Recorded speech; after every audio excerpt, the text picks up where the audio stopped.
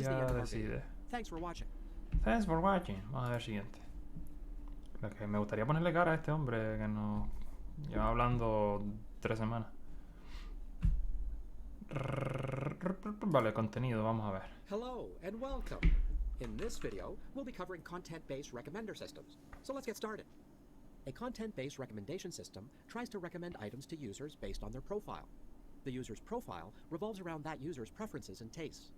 It is shaped based on user ratings, including the number of times that user has clicked on different items, or perhaps even liked those items. The recommendation process is based on the similarity between those items. Similarity, or closeness of items, is measured based on the similarity in the content of those items. When we say content, we're talking about things like the item's category, tag, genre, and so on. For example, if we have 4 movies, and if the user likes or rates the first 2 items, and if item 3 is similar to item 1 in terms of their genre, the engine will also recommend item 3 to the user. In essence, this is what content-based recommender system engines do. Now, let's dive into a content-based recommender system to see how it works. Let's assume we have a dataset of only 6 movies. This dataset shows movies that our user has watched and also the genre of each of the movies.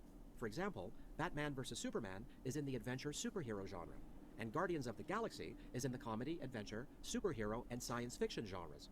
Let's say the user has watched and rated 3 movies so far, and she has given a rating of 2 out of 5.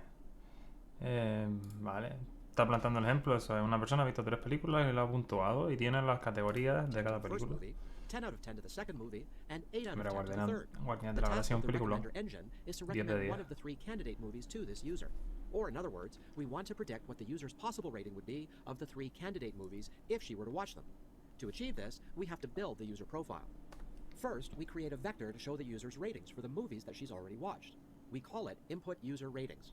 Then, we encode the movies through the one-hot encoding approach. Genre of movies are used here as a feature set.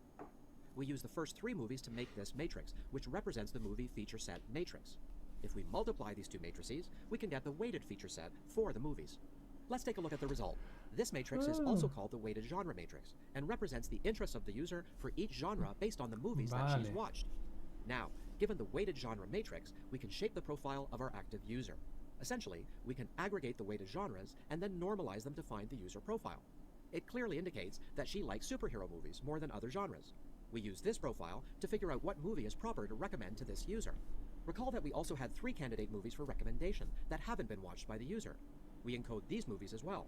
Now we're in the position where we have to figure out which of them is most suited to be recommended ¿Cómo to se the user. calcula? To do this, we simply multiply the user profile matrix by the candidate movie matrix, which results in the weighted movies matrix.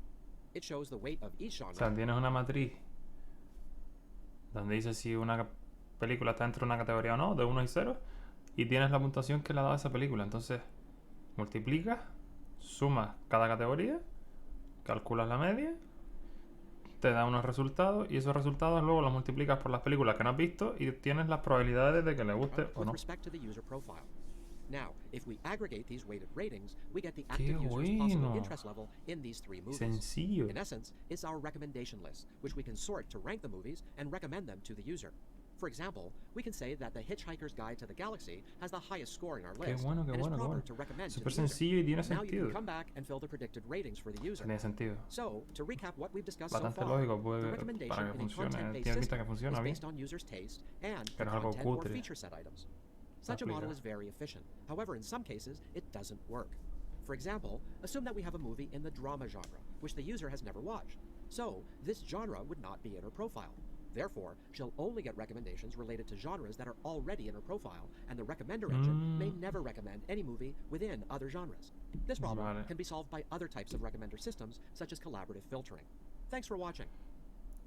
Esto es verdad que tiene un problema, y es si en el conjunto de datos inicial el usuario nunca ha visto una película de una temática, esa temática no queda puntuada. Entonces, al no quedar puntuada, no puedo recomendarle algo de esas temáticas porque siempre está a 0. Problemilla. Vamos a ver qué dice con el filtro.